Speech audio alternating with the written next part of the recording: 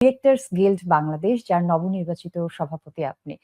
তো এই জায়গাটা নিয়ে একটু শুনবো যে কি ভাবনা বা কি নতুন কি পাবো আমরা? ডিরেক্টরস গিল্ডকে আসলে পুনর্সংগঠিত করতে আমি এবার দায়িত্বটা হুম, নিজে কাঁধে নিয়েছি। আমি নিজেই আগ্রহ প্রকাশ করেছি যে আমি ডিরেক্টরস গিল্ডে সভাপতি হিসেবে আমি হুম, নির্বাচন করব এবং আম যে ভোটাররা ছিল তারা আমাকে খুবই সাড়া দিয়েছে। হুম, আপনারা নিশ্চয়ই জানেন যে আমি অনেক ভোটের ব্যবধানে জিতেছি। হুম, আমার প্রতি মানুষের আমাদের নির্মাতাদের একটা আস্থা আছে। আ সংগঠক হিসেবে আমার প্রতি আস্থা আছে যে আমার একটা ভয়েস আছে। যে ভয়েসটা কখনো আমি অন্যায়কে মা মানি না এবং সত্য কথা মুখের উপরে বলতে আমি ভয় করি না।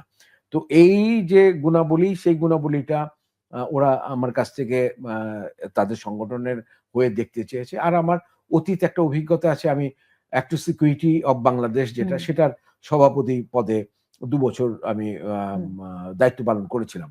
তো সেই আলোকে ডাইরেক্টরস গিল্ডকে একটা ক্ষয়িষ্ণু একেবারে খাদের কিনারে পড়ে থাকা একটা সংগঠনের মতো অবস্থা হয়েছিল এটার। আগামী ২ বছর আমি এবং আমার সাথে যে আরো ২০ জন আছে, তাদের সাথে মিলে আমি ডাইরেক্টরস গিল্ডকে একটা সম্মানজনক জায়গায় নিয়ে যেতে চাই এবং নির্মাতাদের যে সম্মান, তাদের যে কাজ করার যে পরিবেশ, সেটাকে আমি পুনরুদ্ধার করবার জন্যে এখানে কাজ করব।